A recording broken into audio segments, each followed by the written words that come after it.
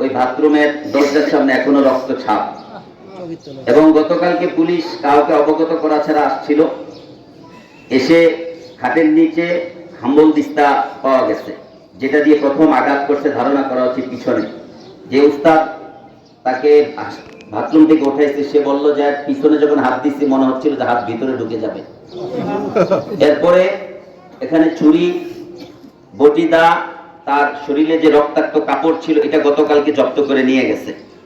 আজকে রক্তাক্ত মশারি এবং কম্বল এগুলা নিয়ে গেছেন, সিসি ক্যামেরা সহ সব নিয়ে গেছেন।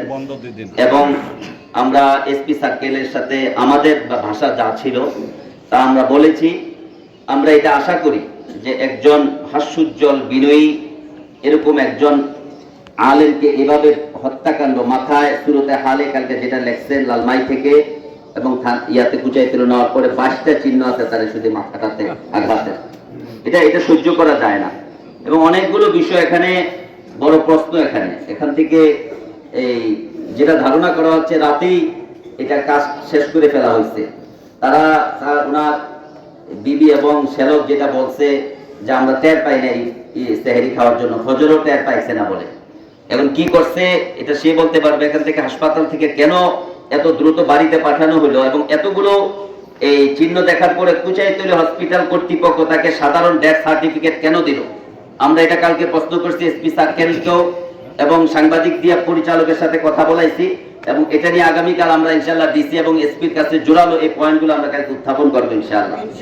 আমরা আশা করি একজন আলেমের মত পুরো পৃথিবীর মত, তার এই 3টা বাচ্চা কি হবে আল্লাহ ভালো জানেন। এগুলোর দিকে তাকাইলে কোনো তার চেহারাটার দিকে তাকানো যায় না। হুজুর এই বয়সে নিজের আপন ছেলের লাশ কাঁধে নিবেন। এজন্য আমি প্রশাসনকে আজকের জানাজা থেকে খুব স্পষ্ট ভাবে আমি ঘোষণা করতে চাই এটা যে গতকালকে প্রশাসনের কিছু অবহেলা আমরা পরিলক্ষিত আমাদের সামনে হয়েছে। অতএব কারণে সারা রাত আমরা থানাতে অবস্থান করতে হয়েছে। আমরা শুধু থানাতে নয়, আমরা কুমিল্লা শহর এবং সারা বাংলাদেশের উলামায়ে কেরামকে আন্দোলনের কি রূপ হতে পারে আমরা তা দেখিয়ে দিব। আলেমের রক্ত এটা আমাদের গা কাঁপতেছে, আমরা কথা বলতেছি, সহ্য হচ্ছে না। ইনশাআল্লাহ এলাকাবাসী আপনারা আমাদের সাথে আছেন এবং এলাকাবাসীর আন্তরিকতায় আমরা আশা করি যে প্রকৃত দোষী এবং হত্যাকারীদেরকে প্রশাসন বের করে আনবে। কোন রকম ছাড় দিলে পুরো কুমিল্লা আগুন জ্বলবে ইনশাআল্লাহ। অনেক আমরা আরো কিছু আছে, আমরা এখন বলি না। টাকা পয়সার আজকেও গেছি যে বাসায় টাকা পয়সার একটা বিশাল কিছু এখানে ঘটছে এবং অনেক কিছু আছে, এগুলো নিয়ে আমরা কালকে প্রশাসনের সাথে আবারও বসবো। আজকে এখানে যাওয়ার পরে মামলা, এটার কারণে এই এখনই মামলা হবে না। এটা আমি যে কথাটা বলতে চাচ্ছিলাম, এটা তো আপনারা এলাকাবাসী কালকে যেভাবে আসছেন আজকে আসছেন, আপনারা এটা বিচার চান কিনা? আমরা এটা সঠিক বিচার চাই। এই জাতীয় হত্যাকাণ্ডের প্রকাশ্যে বিচার হওয়া উচিত। আমরা কোনো প্রকার, এটা কোনো একটা গ্রামের ঘটনা নয়।